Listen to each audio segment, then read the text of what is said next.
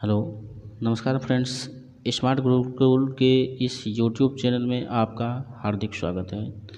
आज हम लोग क्लास 10th का मैथमेटिक्स पढ़ने वाले हैं और मैं आपको बहुत अच्छी तरीके से समझाने वाला हूं।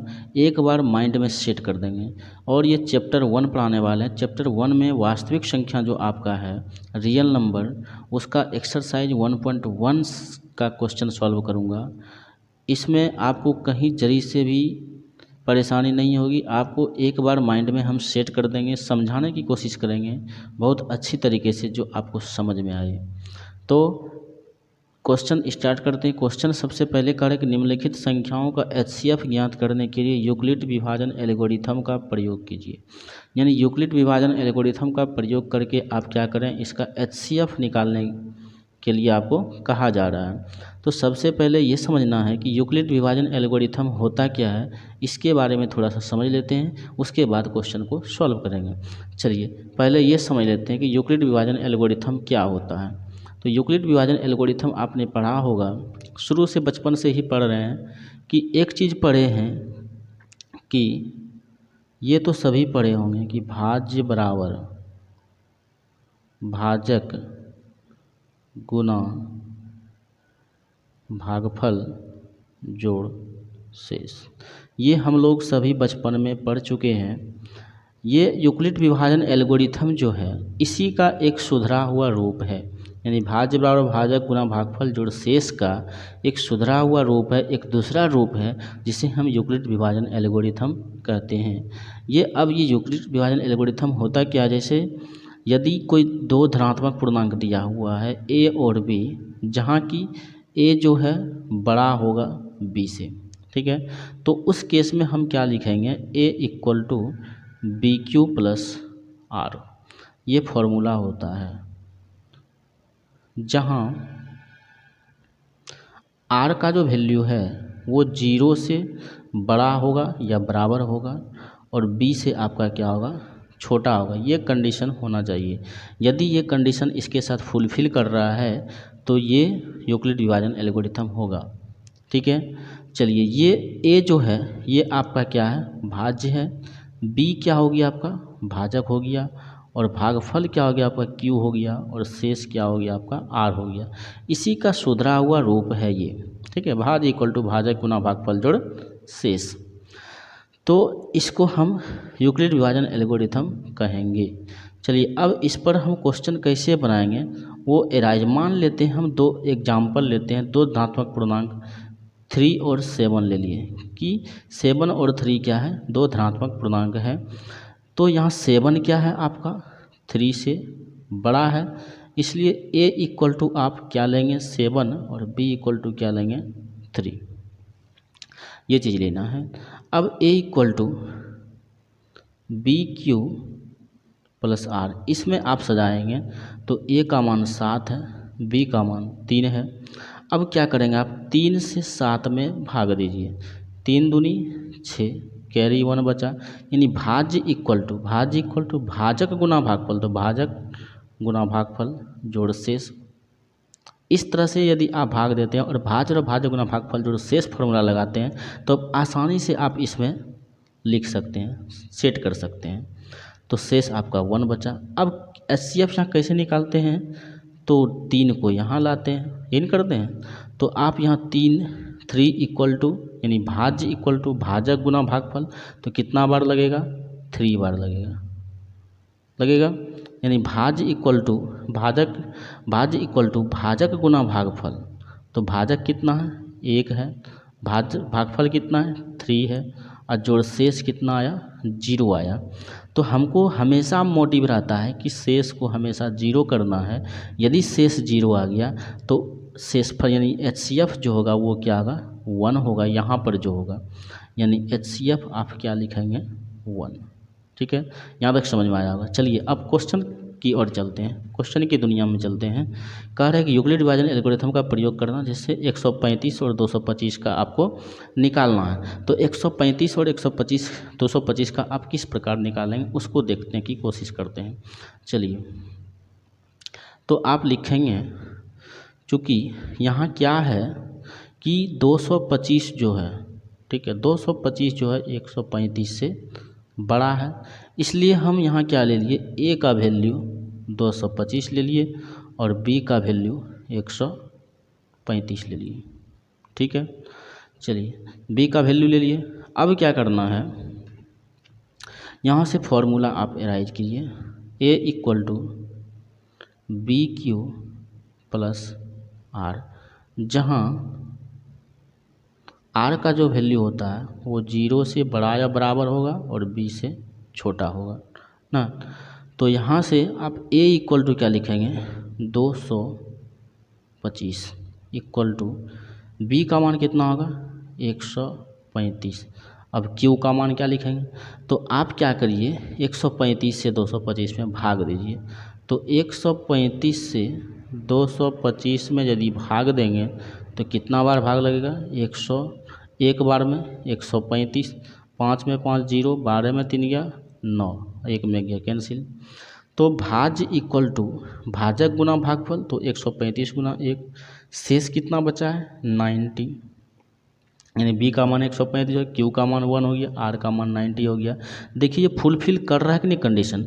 आर का मान यहाँ अगर 90 हम रखते हैं, ठीक है, आर का मान 90 हुआ तो ये बी से छोटा होगा। बी का वैल्यू यहाँ क्या है 135, और ये क्या है 0 से बड़ा है या नहीं है, क्योंकि 0 से 90 बड़ा है और 135 से 90 छोटा है, तो ये कंडीशन फुलफिल कर रहा है। इसका मतलब ये क्या है आपका सही है। चलिए अब क्या करेंगे, यहाँ 90 से 135 में भाग देंगे, यानी यहाँ लिखेंगे 135 इक्वल टू 90/2। कितना बार लगेगा भाग, तो एक बार भाग लगाइए, या हाँ एक बार लगाइए तो 90 होगा, तो ये कितना बचेगा 45 बचेगा। 45 यानी 1 भाज्य इक्वल टू भाजक गुना भागफल। तो यहाँ भागफल क्या आ गया, 1 हो गया आपका 1, और जोड़ शेष कितना बचा, शेष आपका 45 बचा ना।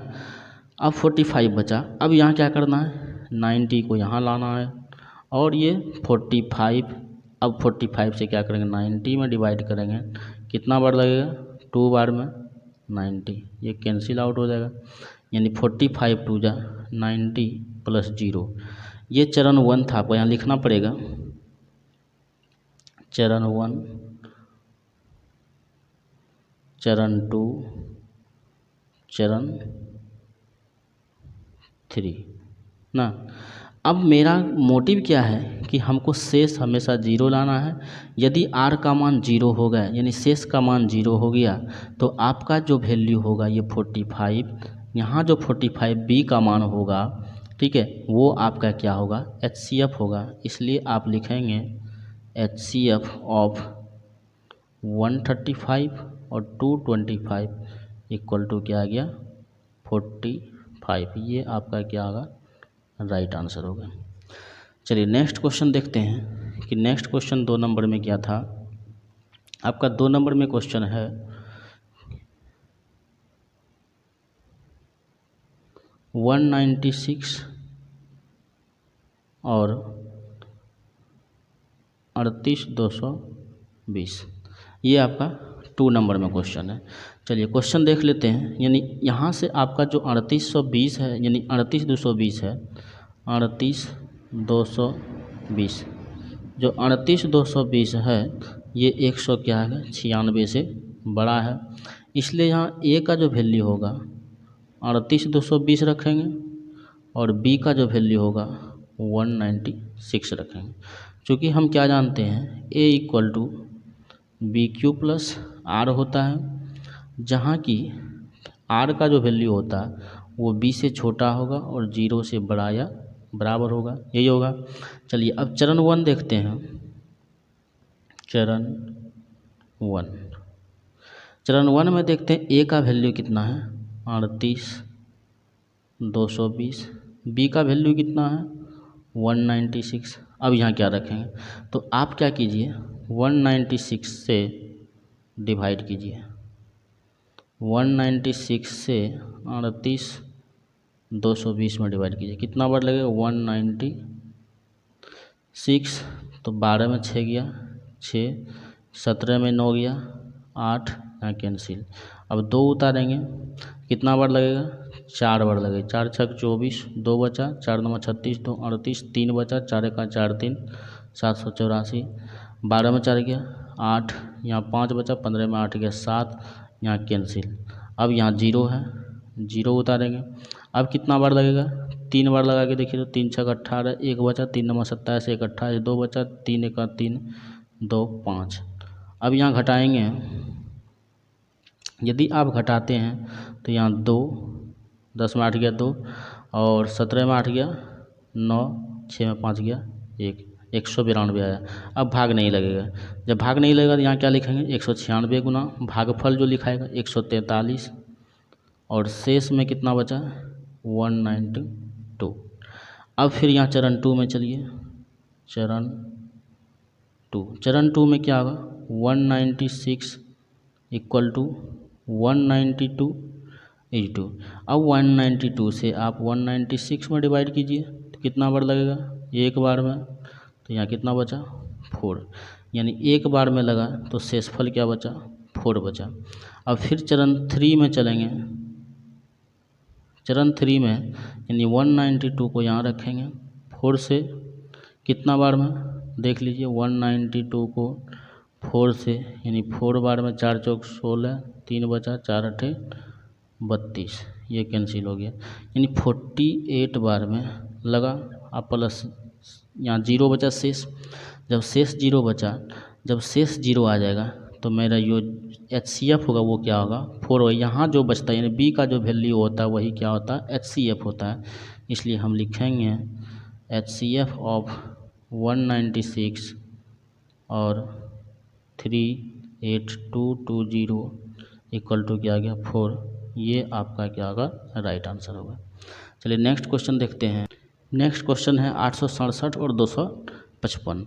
तो 867 और 255 में क्या देखते हैं कि बड़ा कौन है? 867 और 255 आपका क्या है? छोटा है। इसलिए आप A इक्वल टू 867 और B equal to 255।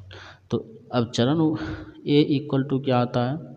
BQ plus R, जहाँ R का जो वैल्यू होगा वो 0 से बड़ा या बराबर होगा और B से आपका छोटा होगा। अब यहाँ चरण 1 में हम चलते हैं। चरण 1, A का वैल्यू कितना है? 867, B का वैल्यू कितना है?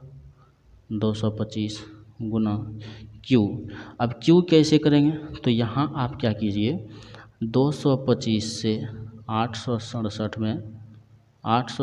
में भाग दीजिए तो कितना बार लगेगा? 3 बार में लगाइए। तो 3 5 15, 1 3 2 6 1 7, 3 दूनी 3 से लगाएंगे, 3 5 15, 255 है, सॉरी 255 है, 255।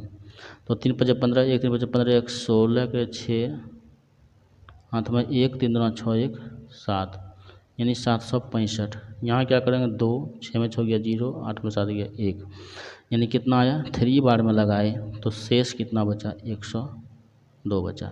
अब चरण 2 में चलते हैं।